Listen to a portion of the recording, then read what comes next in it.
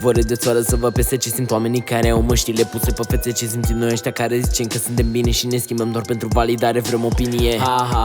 Că dacă ai fi tu însuți, oamenii nu s-ar mai uita la tine. Ai să uită în trecutul că deși am ajuns să fim toți diferiți din fire, toți mergem pe același drum drept în linie. Ce-am mai râs nu mă deranjează, m-am schimbat, nu-mi pasă ce ai spus.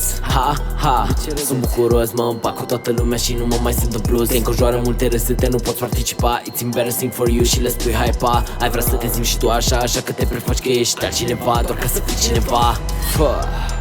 Sună ciudat, nu? Da, dar nu pot schimba nimic, nu? Da, nu mai vreau să fiu altcineva. Nu mai vreau să fiu altcineva. Sună ciudat, nu? Da, dar nu pot schimba nimic, nu? O să fiu altcineva. O să fiu eu însumi. Când viața aruncă cu lămâie, eu o mănânc când încep să mă înjure. Încep să râd dacă aș vedea în viitor, aș începe să plâng știind că am reușit să nu mă mai ascund. Vechiul eu trebuie să înțeleagă că e special și că dacă trage nu să aibă o viață în zadar. Iar viitorul eu trebuie să înțeleagă că banii n-aduc fericire, dar ajută involuntar.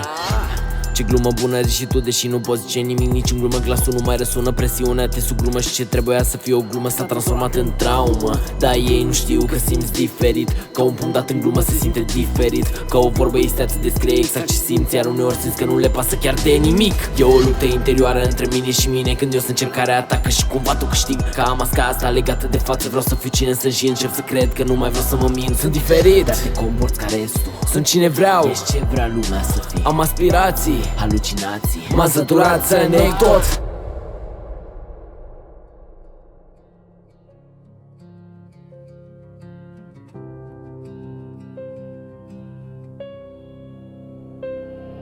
O mască și o față ascunsă de lume, un suflet care nu a văzut lumina. Am vrut să fiu ca toată lumea, doar ca să-mi dau seama că nu se mai termină. M-am acceptat pe mine așa cum sunt eu și am decis să distrug lucruri care mă domină. Iar acum mă simt mai bine știind că nu vorbește o mască străină.